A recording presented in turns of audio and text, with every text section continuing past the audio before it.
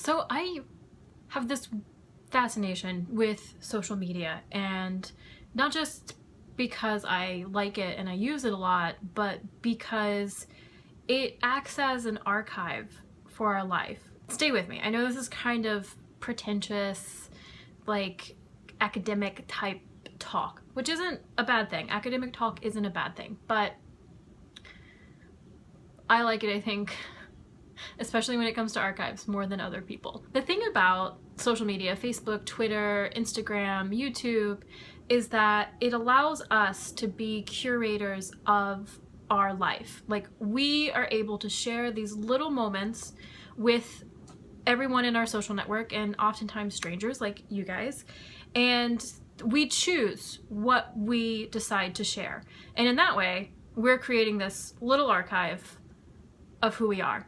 And considering that now, if you're around my age, you have had your entire life documented in some way, either through photographs, home movies and videos, and then of course Facebook, social media, YouTube, etc. Which is really pretty cool. Like, I imagine in the future there will be digital archaeologists digging into the digital remains of our present, trying to put together who we are as a society, just the way we do with past ancient societies, and we learn all kinds of cool things about them. Like, ancient Babylon had museums in which they also put more ancient artifacts into for ancient Babylonians to go and be curious about. And that's really neat. So every day when we're interacting with social media, we're choosing what the digital version of ourselves will be.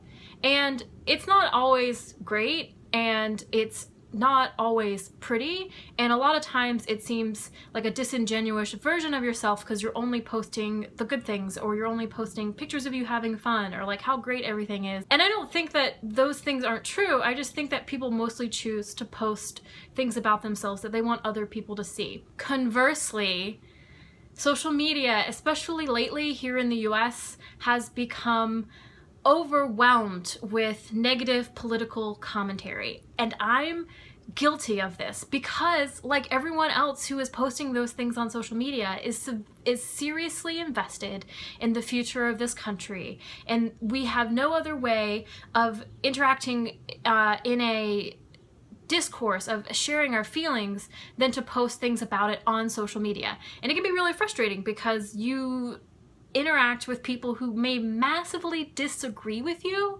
and your response to them is probably going to be similar to what my own response has been, to be severely condescending based on your ideologies and how your ideologies differ from those people. So it kind of creates this duality of the two types of things that I have been noticing on social media, which I have been trying to manipulate the Facebook algorithm so that I only see certain things, like photos of my relatives' children, but oftentimes what I end up seeing, instead of photos of my relatives' children or the weddings of friends or the accomplishments of friends, what I end up seeing a lot of when they are not posting those things is the things that they disagree with me on in terms of political ideology.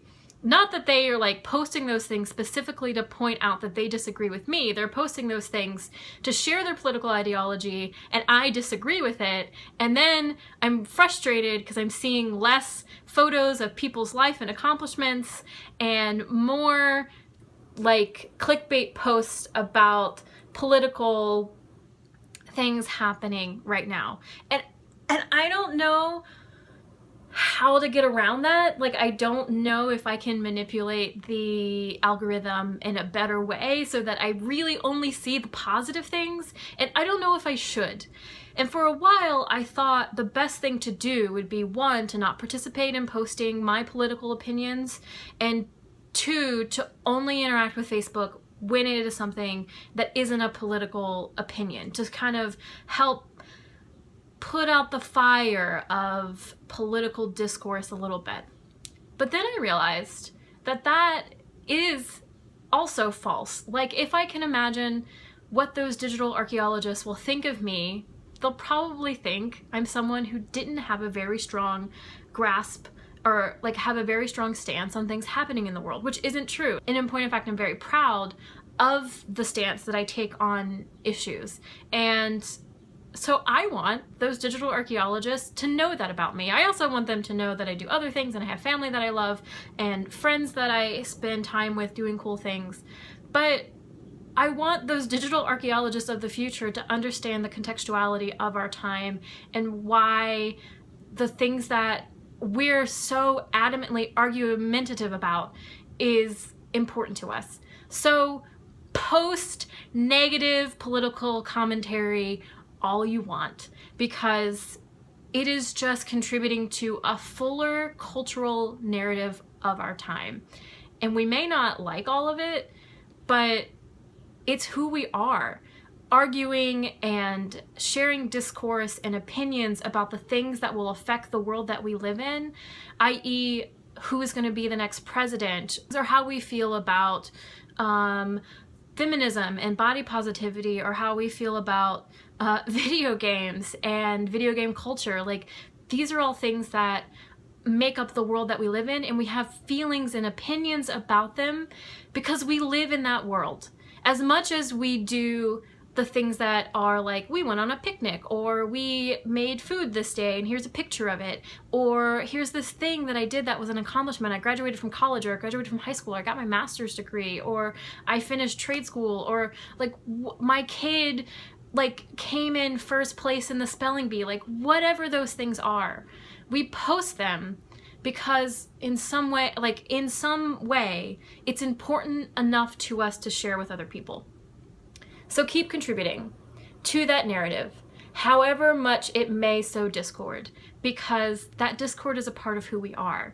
Our willingness to debate different ideologies, and also be willing to, even though we disagree with those ideologies, like, consider them. Consider the people who post those things, the other human beings out there in the world who are different than us, living their lives as much as we are, and curating that life on social media.